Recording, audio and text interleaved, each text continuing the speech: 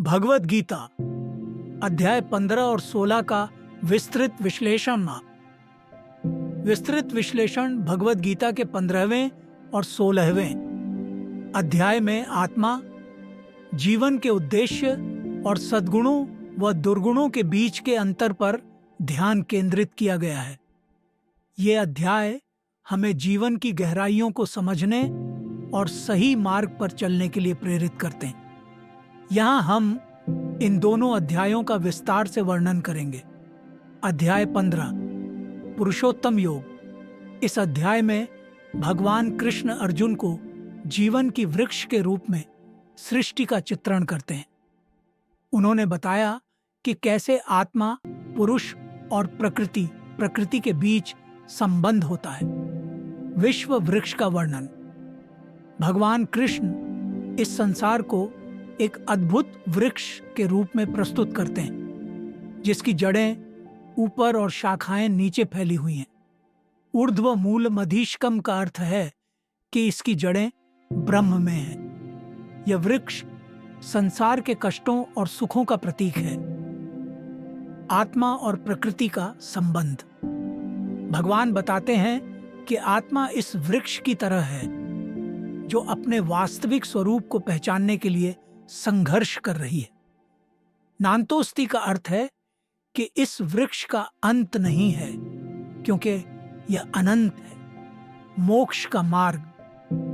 भगवान कृष्ण यह स्पष्ट करते हैं कि जो लोग इस वृक्ष के वास्तविक स्वरूप को समझते हैं और मोक्ष की ओर अग्रसर होते हैं, वे पुरुषोत्तम कहलाते हैं। वेदेषु यज्ञेषु तपस्सु चैव का अर्थ है कि ज्ञान, यज्ञ और तप के माध्यम से मोक्ष प्राप्त किया जा सकता है। इस अध्याय में जीवन के वृक्ष का चित्रण गहनता से किया गया है। जब हम अपने वास्तविक स्वरूप को पहचानते हैं, तब हम अपने अस्तित्व के उद्देश्य को समझ सकते हैं। यह वृक्ष केवल भौतिक जीवन का प्रतीक नहीं है, बल्कि यह आत्मा के विकास की यात्रा का भी संकेत करता है।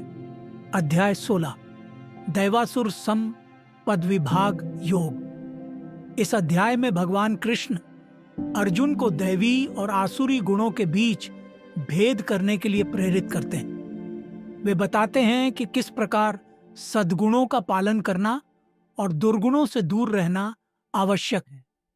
दैवी गुण। भगवान कृष्ण दैवी गुणों में अहिंसा, सत्य, दया और संतोष का उल्लेख कर रहे हैं। दैवी संपद विभाग का अर्थ है कि जो व्यक्ति इन गुणों को अपनाता है, वह आत्मा के उच्चतम स्तर पर पहुंचता है। आसुरी गुण। इसके विपरीत आसुरी गुणों में क्रोध, घृणा और अज्ञानता शामिल है।